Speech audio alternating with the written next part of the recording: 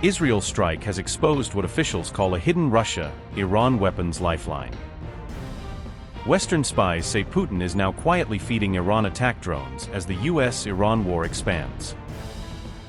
The Moscow-Tehran axis is hardening, with drones, supplies, and targeting intel funneled straight into Iran. Russian-linked drones may now be driving Iran's attacks on US forces and Israeli assets across the region. Amid the escalating US-Iran war, Western intelligence says Russia is now quietly shipping drones to Tehran. Reports in the Financial Times say Moscow is close to finishing phased deliveries of drones and medical supplies to Iran this month. Officials say the shipments began in early March and are scheduled to be completed by the end of March. Sources add that senior Iranian and Russian officials discussed these deliveries in secret after US-Israeli strikes on Iran. Western intelligence also believes Russia is supplying Iran with satellite imagery, targeting data, and other battlefield intel to support its war effort.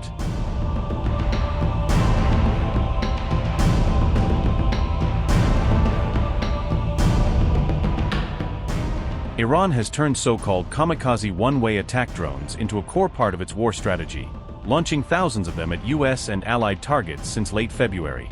Remember, Russia has already been producing its own drones based on Iranian Shahed-style designs for use over Ukraine, effectively cloning and upgrading Tehran's blueprints.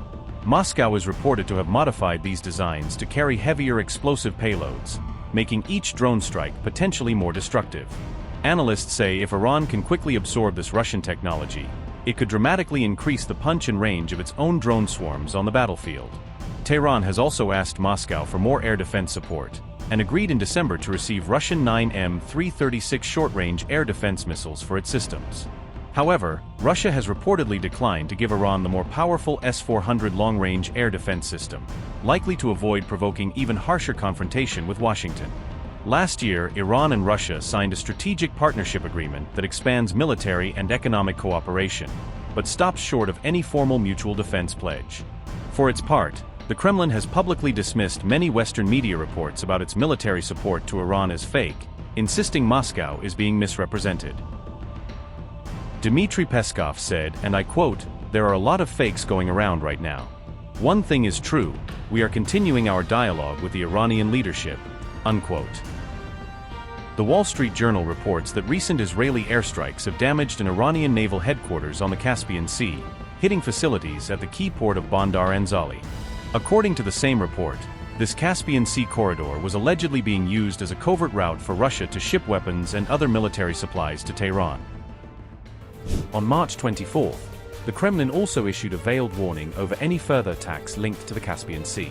Kremlin spokesman Dmitry Peskov said Russia would react extremely negatively if the war spilled into the Caspian region.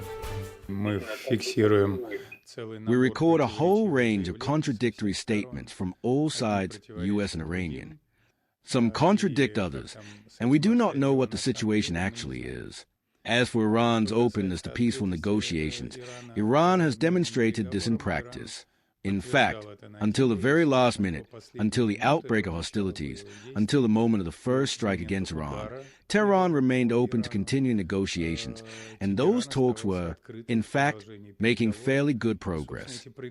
How, in principle, would Russia view an escalation of the situation into the Caspian region? Russia would view it extremely negatively, first of all. But as for these specific reports about an allegedly Israeli strike on boats in the Caspian Sea, we have not heard them, and, frankly, I do not have any information on this matter.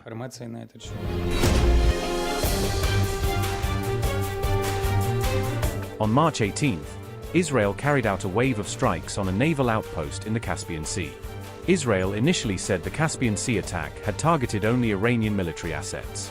The IDF said it struck an Iranian Navy corvette, for missile boats, other vessels, and a command center. This marked the first time Israel had attacked Iran in the Caspian Sea during the conflict. But Israel did not answer questions about whether it had also hit Russia's supply route, the Wall Street Journal reported. Reports said Netanyahu remains cautious about Vladimir Putin and wants to preserve working ties with Moscow. Meanwhile, the Kremlin also questioned Donald Trump's claims that peace talks with Iran were underway. The Kremlin said Iran had not informed Moscow of any 15-point peace proposal from Washington. Russia also pointed to conflicting US statements, including over Ukraine, as grounds to doubt claims about active peace negotiations. There have been reports that the US has allegedly handed over a 15-point draft peace plan to Iran. In particular, this was reported in the New York Times newspaper, which states, among other things, that the US is prepared to actively support the development of Iran's civilian nuclear program, and specifically the operation of the Bushehr nuclear power plant. Given the strategic nature of the partnership between the two countries, did the Iranian side pass on information to Russia regarding such a document received from the Americans? What is Russia's view on US involvement in the Bushehr nuclear power plant? No, our Iranian friends have not shared this sort of information with us, that's first. Second, we do not know how reliable all these reports are.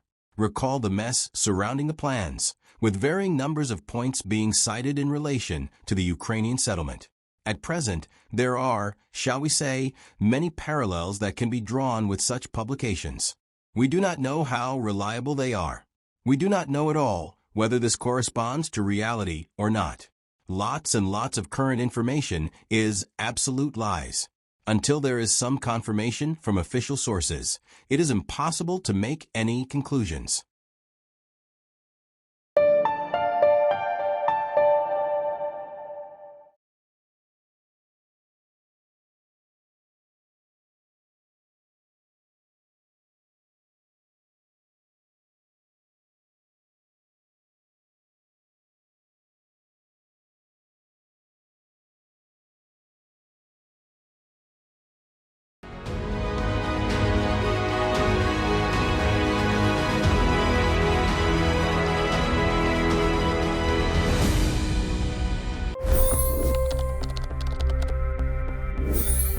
$25 crore गरीब गरीबी को परास्त करके बाहर निकले।